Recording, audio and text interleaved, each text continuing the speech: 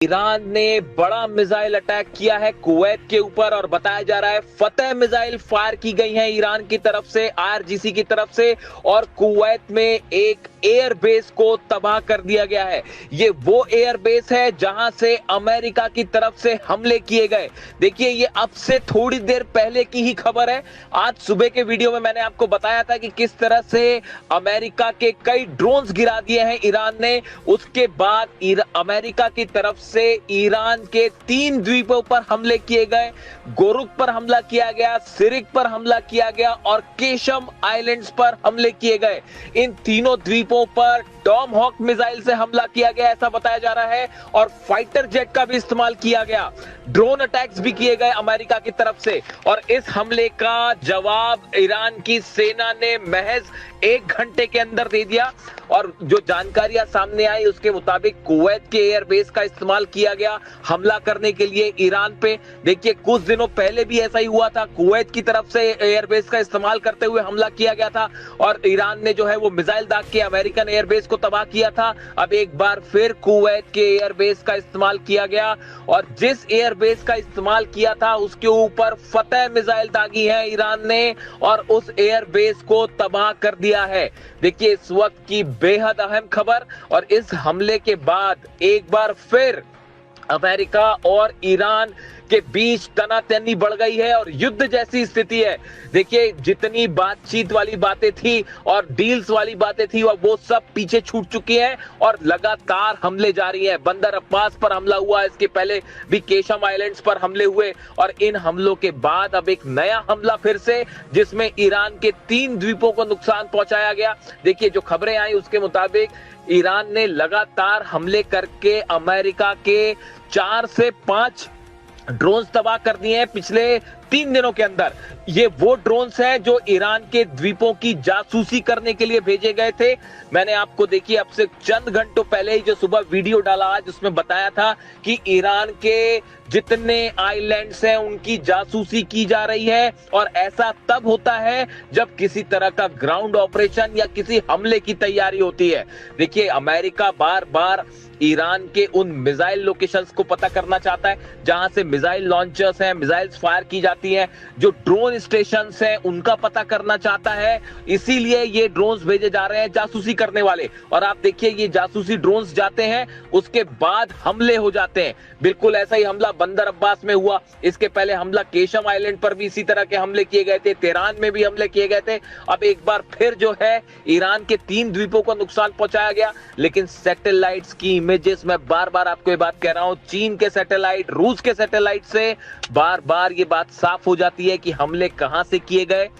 जो नई जानकारी सामने आई उसके मुताबिक एक बार फिर कुवैत के बेसेस का इस्तेमाल किया गया, और जिस एयर बेस का इस्तेमाल किया था आईआरजीसी ने अपनी बैलिस्टिक मिसाइल फायर की है। फतह की जानकारी सामने आ रही है कि फतह 2 मिसाइल फायर की गई, और जिसको रोकना अमेरिका के बस की बात नहीं थी, ना ही कुवैत का डिफेंस सिस्टम उसे रोक पाया है। और ईरान का दावा है कि सीधा उस एयर बेस को फतह मिसाइल्स ने हिट किया है, और कम से कम 3 से 4 मिसाइल्स फायर की गई हैं जो कि उस एयर बेस पर गिरी हैं, और बताया जा रहा है उसके रनवे को पूरी तरह से तबाह कर दिया है ईरान ने, और कुछ वहां पर खड़े फाइटर जेट्स को भी नुकसान होने की खबरें आ रही हैं, ऐसे दावे हैं। अभी इसको कंफर्मेशन में थोड़ा सा वक्त लगेगा। लेकिन देखिए, ईरान, मैंने आपको सुबह ही इस बात को बताया था कि ईरान की सेना के हाथ में कंट्रोल होना इसीलिए जरूरी है क्योंकि लगातार अमेरिका की तरफ से, इजराइल की तरफ से बातचीत के नाम पर धोखा हो रहा है। बार बार ये खबरें सामने आती हैं कि कोई बातचीत होने वाली है, डील की तैयारी हो रही है, कोई ड्राफ्ट तैयार हो रहा है। इस बीच हर बार धोखा करते हैं डोनाल्ड ट्रंप और अमेरिका और हमले कर देते हैं। पिछले 15 दिनों के अंदर ये चौथा हमला है जो बिना किसी उकसावे के किया गया। अमेरिका के जितने ड्रोन गिरे हैं वो ईरान के एयर स्पेस के अंदर गिरे, वो हॉर्मूज में एयर स्पेस के अंदर घुसे। अगर किसी देश के एयर स्पेस का उल्लंघन होता है तो ये उसका अधिकार है कि सामने वाले दुश्मन देश के किसी भी एयरक्राफ्ट को या ड्रोन को मार गिराए, और ईरान की सेना ने यही किया। देखिए बार बार ईरान की सेना की तरफ से ये वार्निंग्स दी जा रही है कि हॉर्मूज में अगर आप हमारे वाटर्स के अंदर आते हैं, बिना हमारी परमिशन के आते हैं, तो आपके जहाजों को तबाह कर दिया जाएगा, आपके टैंकर्स को हिट किया जाएगा। अगर आप हमारे एयर स्पेस में आएंगे तो आपका एक भी प्लेन वापस नहीं जा पाएगा। ईरान ने अपना खुद का एयर डिफेंस सिस्टम डेवलप किया है, जिसकी ताकत हमने पिछले 10 दिनों में देखी और जिससे पूरा अमेरिका और इजराइल हैरान है। और अब देखिए वही एक बार फिर से 3 द्वीपों को टारगेट किया गया। ये साफ था, जिस तरह से ड्रोन्स भेजे गए, जासूसी ड्रोन्स भेजे गए, MQ-9 रिपर ड्रोन्स भेजे गए, इससे ये साफ था कि किसी ना किसी तरह के हमले की तैयारी चल रही है। और बार बार अमेरिका ईरान की उन लोकेशंस को पता करता है जहां से मिसाइल्स फायर होती है और उन्हें ही तबाह करने की कोशिश की जा रही है। देखिए ये एक रणनीति के तहत हो रहा है।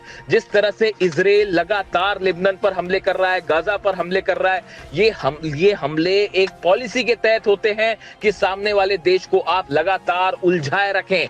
बिल्कुल ऐसा ही काम अब अमेरिका की सेना भी कर रही है। देखिए डोनाल्ड ट्रंप हॉर्मूज में कुछ नहीं कर पा रहे, अपने जहाजों को नहीं निकाल पा रहे हैं, हॉर्मूज को खुलवा नहीं पा रहे। ऐसे हालात में लगातार ये साबित करने की कोशिश हो रही है कि अमेरिका अभी भी पावरफुल है और ईरान के ऊपर लगातार हम हमले कर रहे हैं, ये दिखाने की कोशिश हो रही है। जबकि हकीकत ये है कि आप नोट करिए, पिछले 15 दिनों के अंदर चौथी बार ऐसा हुआ कि जब हमला हुआ और चंद घंटों के अंदर ही, बल्कि चंद मिनटों के अंदर ईरान की सेना ने पलटवार कर दिया और जबरदस्त पलटवार किया गया। पिछली बार भी जो है फतह मिसाइल का इस्तेमाल किया गया था कुवैत पर, और इस बार फिर फतह मिसाइल से जोरदार हमला किया गया है और बताया जा रहा है इससे खासा नुकसान हुआ है। देखिए अब हालात ये हैं कि इन नए हमलों के बाद एक बार फिर उस ड्राफ्ट की जो चर्चा हो रही थी, तमाम कंडीशंस की चर्चा हो रही थी, डोनाल्ड ट्रंप का बयान आया पिछला कि न्यूक्लियर डील को लेकर विस्तार से एक बड़े ड्राफ्ट पर प्लानिंग हो रही है, ये सब के सब दावे अब जो है फिर से दरकिनार हो गए हैं। और हकीकत यह है ईरान की तरफ से संदेश बिल्कुल साफ है कि किसी भी तरह से बातचीत के नाम पर कोई धोखा अब नहीं चलेगा। अगर किसी भी तरह का हमला होता है तो जहां से हमला होगा उस बेस को तबाह कर दिया जाएगा। और यही फिर से एक बार देखने को मिला है। अब हालात ये हैं कि पूरे 12 देशों के जितने एयर बेसेस हैं, जितने वाटर स्टेशन है, पानी के ठिकाने हैं, वो सब के सब ईरान के निशाने पे हैं। अब ये डोनाल्ड ट्रंप को तय करना है कि वो जंग करना चाहते हैं या मामले को शांति से खत्म कर देना चाहते हैं। देखिए तमाम दुनिया के एक्सपर्ट्स ये कह रहे हैं कि डोनाल्ड ट्रंप के पास अब कोई चारा नहीं बचा है। ईरान की सेना भयंकर गुस्से में। कल देखिए जिस तरह से मसूद पेजेश्कियान साहब के इस्तीफे की खबरें फैलाई गई, अभी तक ये बात साफ नहीं है। ईरान की तरफ से कहा जा रहा है कि उन्होंने कोई इस्तीफा नहीं दिया, लेकिन फिर भी जिस तरह के दावे हुए कि उन्होंने इस्तीफा दे दिया है, इस तरह की तमाम बातें अभी इसके बारे में तस्वीर अभी भी साफ नहीं है। इसीलिए हम बार बार इस बात को कह रहे हैं कि कोई भी खबर अगर ईरान से आती है, जब तक ईरान की सेना IRGC उस पर मुहर ना लगा दे, तब तक उस खबर पर आप विश्वास ना करें।